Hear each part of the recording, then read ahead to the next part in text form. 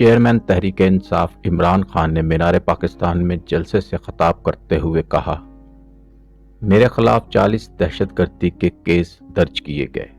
اندرون سندھ کوئی آدمی ظلم کے خلاف آواز نہیں اٹھا سکتا۔ ملک میں جس کی لاٹھی اس کی بھینس کا قانون ہے۔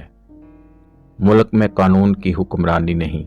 قانون کی حکمرانی نہ ہو، آپ جو مرضی کر لیں، آگے تباہی ہے۔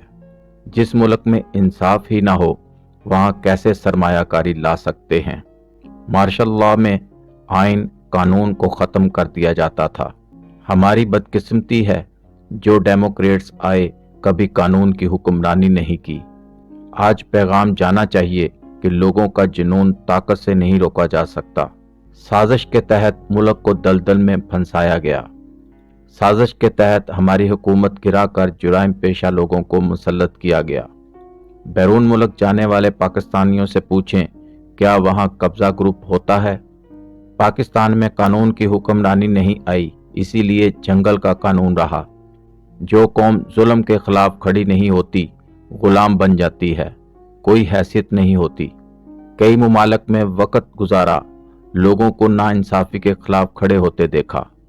جب قوم فیصلہ کر لیتی ہے تو کوئی انہیں نہیں روک سکتا۔ ڈاکٹر ربینہ اپنے کلینک میں بیٹھی تھی، اسے اٹھا کر لے گئے۔ کوئی قانون نہیں ہے، جس کو دل کرتا ہے گھروں سے اٹھا لیا جاتا ہے۔ پاکستانیوں، فیصلہ کر لو، آپ نے ظلم کے نظام کو برداشت نہیں کرنا۔ میں نے تو کہا تھا مارچ کریں، کھانے پینے کا بندوبست میں کروں گا۔ 25 مئی کو ہم نے مارچ کیا تو لوگوں کے گھروں میں گھس کر اٹھایا گیا۔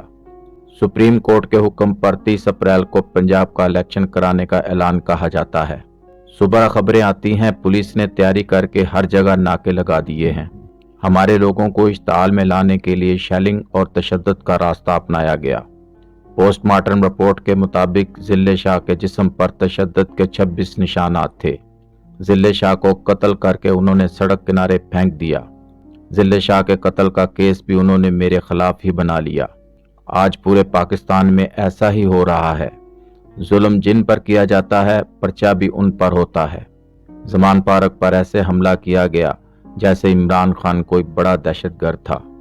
زمان پارک میں موجود لوگوں پر پیلٹ گنز کا استعمال کیا گیا۔ ریاست ہی آپ پر حملہ کر دے تو اس سے بڑا اور کیا ظلم ہو سکتا ہے؟ 14 مارچ کو ہم پر حملہ کیا گیا اور مقدمے بھی ہمارے خلاف بنا دیے گئے۔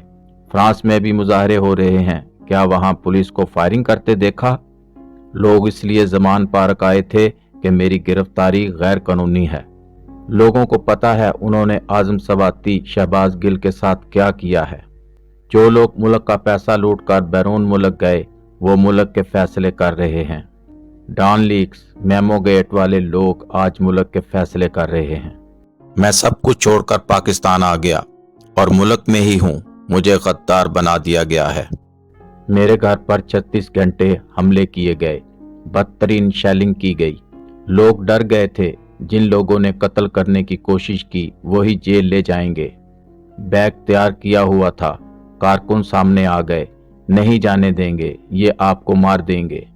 سوشل میڈیا کے نوجوان اظہر مشوانی کو اٹھا کر لے گئے، حسان نیازی کو اٹھا کر لے گئے، اس پر تشدد کیا گیا۔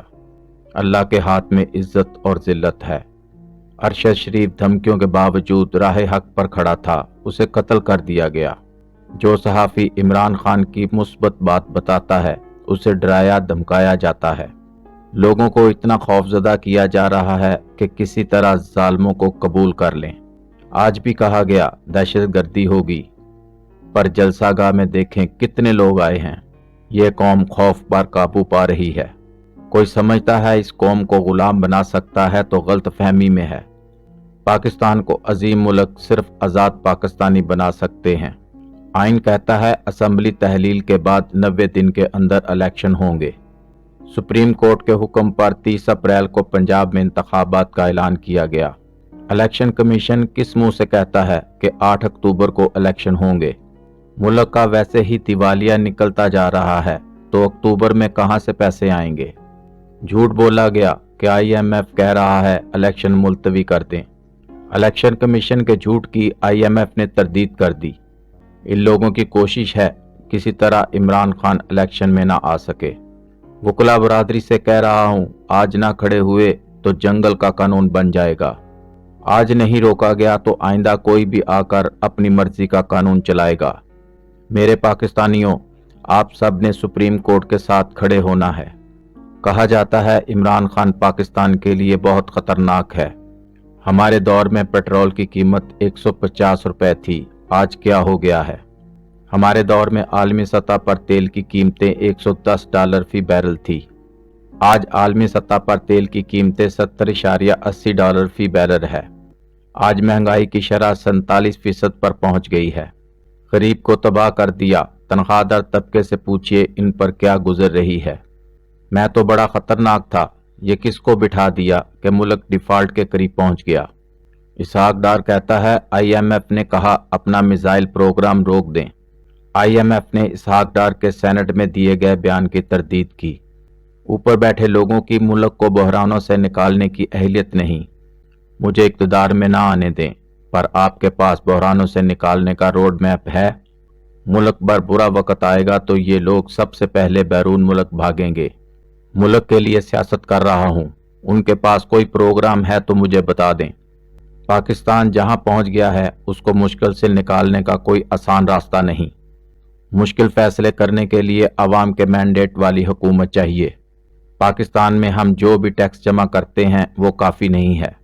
पाकिस्तान को कर्जों की अदायगी की किस्तें देना पड़ती हैं। दूसरा मसला डॉलर की कमी है। जो डॉलर मुल्क में आते हैं उससे ज़्यादा बाहर जाते हैं। माजी में कभी बरामदात बढ़ाने पर तवज्जो ही नहीं दी गई। 3.5 साल में हमने बहुत सी चीज़ें सीखी हैं। हमें इक़्तिदार मिला तो शॉर्ट टर्म प्लान पर हर पाकिस्तानी को एक्सपोर्ट पर लगाएंगे। IT के शोबे पर माजी में कभी तवज्जो ही नहीं दी गई थी। हमने 3.5 साल में IT पर तवज्जो दी तो एक्सपोर्ट 70% बढ़ी थी। अल्लाह ने मौका दिया तो इस मरतबा टूरिज्म से मुतल्लक मुकम्मल मंसूबा लाएंगे। कुदरती वसाइल और मादनियात के जरिए हम पाकिस्तान में डालर लाएंगे। फ़ख्र है हमारे दौर में इंडस्ट्री 70% बढ़ गई थी जो आज बंद हो गई है। 22 करोड़ पाकिस्तानियों में सिर्फ 25 लाख लोग टैक्स देते हैं। आज भी कहा गया दहशतगर्दी होगी, पर जलसागाह में देखें कितने लोग आए हैं। वो समझ रहे थे आज मीनारे पाकिस्तान कोई नहीं आएगा। इस्लामाबाद में कोशिश थी इमरान खान तन्हा हो जाए ताकि कत्ल कर दें। ये लोग मेरी इस्लामाबाद में मुर्तज़ा भुट्टो जैसी मौत चाहते थे। जिन्होंने जिले शाह को कत्ल किया, कानून के तहत उनको मनतकी अंजाम तक पहुंचाऊंगा। गवर्नेंस सिस्टम ठीक और कानून की हुक्मरानी होगी तो ओवरसीज सरमाया लाएंगे। अमेरिका में 18,000 पाकिस्तानी हैं जो $200 अरब पाकिस्तान को दे सकते हैं। हमें दोबारा मौका मिला तो इंशाअल्लाह हेल्थ कार्ड को दोबारा खोलेंगे। तनख्वाहदार तबके के लिए हमने घर बनाने का प्रोग्राम शुरू किया जो दोबारा शुरू करेंगे। ये लोग डरे हुए हैं कि इलेक्शन कराए तो हार जाएंगे।